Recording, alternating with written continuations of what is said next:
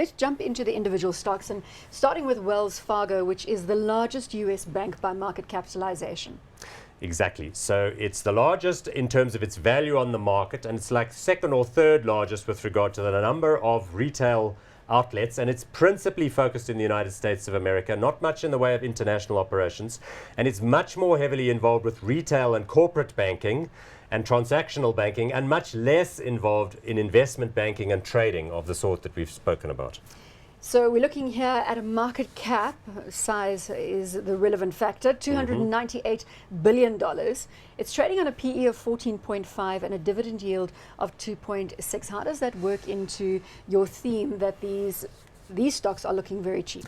Okay, so this is the largest player in the largest economy on the planet, and it has enormous history. So Wells Fargo, of course, has got the logo or the motto of the stagecoach, and that's because in 1865, a gentleman with the surname Wells and another one with the surname Fargo founded a company that basically drove those little stagecoaches across the West heading towards California. They split the banking operations. It grew through the aggregation of lots of other regional banks. It's headquartered in San Francisco still.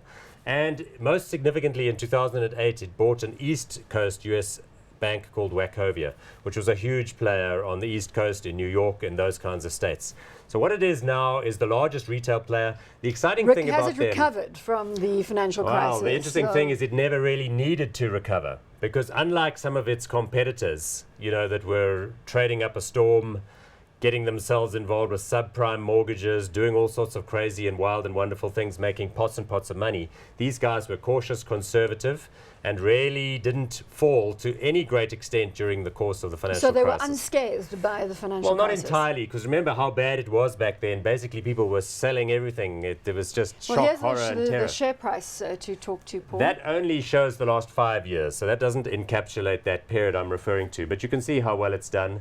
And here is the sneak preview. I actually bought this one as a result of the investigation that I went into to look at what I personally... This is recently you bought this one. Indeed. In the last kind of 2 months or so, I put $30,000 or that kind of amount of my own money into buying shares in Wells Fargo. I'm also incidentally a customer of Wells Fargo. You as a South African citizen...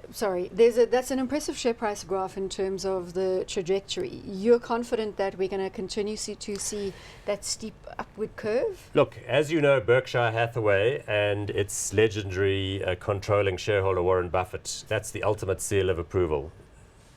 He is Wells Fargo's largest shareholder. He owns 10% of Wells Fargo. That is a stake worth $30 billion, which dwarfs all and every other listed equity investment that Warren Buffett has. It's twice the size of the stake in Coca-Cola. It's by far their largest equity holding, and that's the vote of confidence I think you need.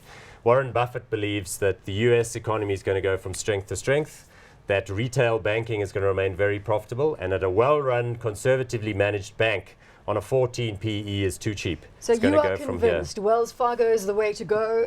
You're going to give me the sign. It's a hot. So. It's a hot. So this is an interesting one. I think it's positioned perfectly. John Stumpf and the management team, they're very steady, very stable, big player in mortgages, big player in cards, all of the stuff that people need more. And you like the fact that it's headquartered in the US, as you indicated, exposure to the largest market. That's the case. So when you're going offshore with your money that you're investing there, you don't want to be chasing risk because you've got enough risk at home. So this is the kind of thing you want to be looking at accumulating.